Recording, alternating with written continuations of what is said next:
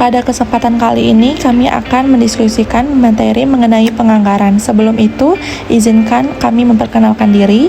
Perkenalkan, nama saya Dina Salsabila Oktaviana Dinisri. Di samping saya ada Dara Intan Aryati. Di samping saya ada Ida Ayu Dwi Indriani. Di sampingnya ada Zainul Ilmi dan Muhammad Kahrozi. Kami dari kelompok 5.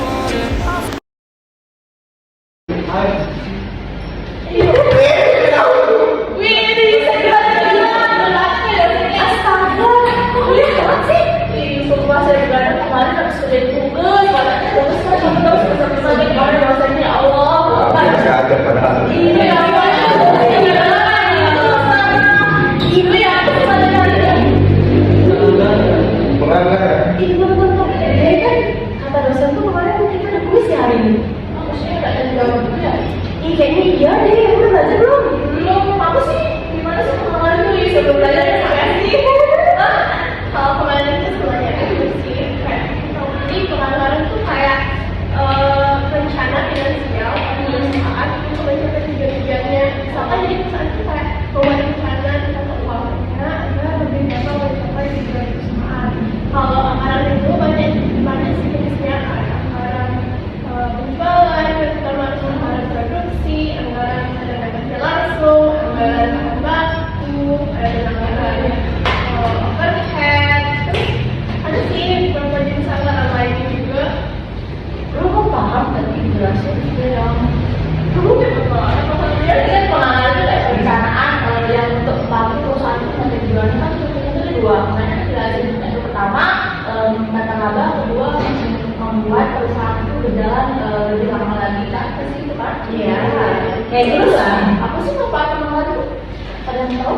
Kalau menurut saya sih ya, yang dari yang saya baca nih manfaat tentang penganggaran itu ya cuma berusaha nih. Yang dari pengetahuan saya ya, kayak adanya itu kan penganggaran ini kan kita sebagai pihak manajemen itu bisa mengetahui berapa uang yang diperlukan untuk pembelian barang itu. Nah, jadi membayar tenaga kerja dan lain sebagainya itu, maka kita sebagai pihak manajemen itu bisa merencanakan pengalokasian finansial perusahaan itu agar perencanaan yang sudah dibuat itu bisa tercapai gitu. Kayak pengambilan keputusan itu ya? Iya, jadi kayak nentuin apa? Yang dibentuk kayak nentuin nggak dari karyawan itu sekian gitu. Iya, nggak sepihak gitu loh. Jadi kayak udah di dari gimana sih? Soalnya saya belum terlalu paham. Pokoknya pusing banget. Contohnya itu sih yang secara umum aja ya, yang biasa kita tahu gitu loh, kan kayak misalkan nih untuk pembelian bahan baku itu kan pembayaran tenaga kerja kayak biaya overhead yang ya nanti kan kayak gitu kan uang nih 1 juta gitu. Nah, dengan begitu setidaknya perusahaan itu harus nih mengalokasikan finansial perusahaan itu sejumlah 100 juta agar bisa memenuhi perkiraan penjualannya itu di tahun mendatang itu loh. Ada nggak contohnya gitu yang lebih yang bisa saya pahami gitu? Yang lebih mungkin atau gimana? Kalau menurut saya semisal kita membuat kue kan dalam waktu yang dekat. Bahan bakunya kan? Ya, untuk bahan bakunya itu kita perlu list harga dalam pemasaran itu. Dalam bahan baku tepung. Ya, terus? Nah, kita merencanakan mengelis harga-harganya untuk bulan depan yang kita membuat. Terus kan harga-harga tersebut tuh kita list, terus tapi untuk bulan depannya itu kita nggak tahu apakah harganya itu naik atau tidak. Nah, dari sana kita tahu perencanaan penganggarannya tersebut. Maksudnya kamu gini ya, misalnya kalau kita mau buat kue, terus begitu kan bahan bakunya itu kan tepung. Nah, tepung yang kita tahu harganya 15.000 satu bungkus, kita udah tulis nih perencanaan penganggaran untuk buat kue sekian. Contohnya pas kita ke pasar harganya jadi 18.000. Nah, dari itu kan berarti pihak kayak kita harus buat perencanaan baru, perencanaan penganggaran baru gitu ya?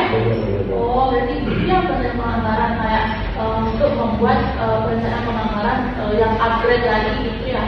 Terus tadi kan udah jelasin tuh pengertian penganggaran udah saya paham, terus manfaatnya udah. sedang ada perencanaan terus apa lagi?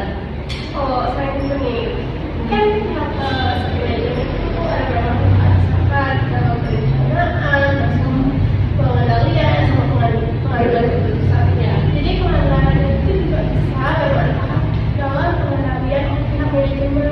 Misalkan punya anggaran nih, ternyata anggaran kamu itu kan bisa produksi 500 unit. Ternyata setelah anggaran kamu itu ternyata cuma bisa diproduksi 150 unit. Ya. Kalau mau cari tahu nih di mana letak kesalahannya, kenapa nggak sesuai sama anggaran yang dibuat, kan kesalahannya itu ada di tenaga kerjanya.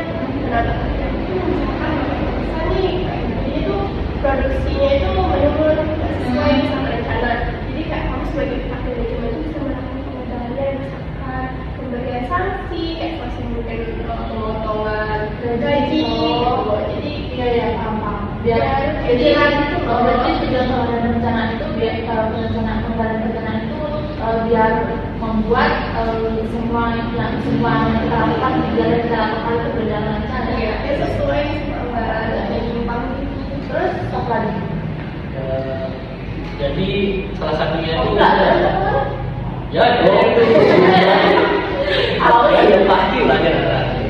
Jadi salah satunya itu dia bisa mengambil keputusan. Jadi misalkan penjualan yang sudah terjadi sesuai dengan anggaran yang sudah direncanakan. Jadi misalkan sesuai nih sama anggarannya. Jadi pihak manajemen bisa mengklaim bahwa perusahaan tersebut kinerjanya itu bagus. Cuma sebaliknya jika penjualan atau anggaran itu tidak sesuai, perusahaan tidak bagus. Iya. Jadi kita bisa mengambil keputusan dengan cara melihat perencanaan pengembangannya. Ya. Jadi solusinya itu jika dia tidak bagus, perusahaan bisa meningkatkan SDM atau pengiklanan promosian.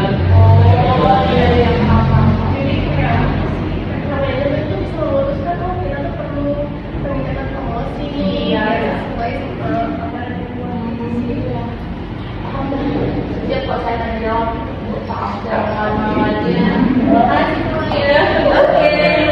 Tadi itu materinya tentang pengendalian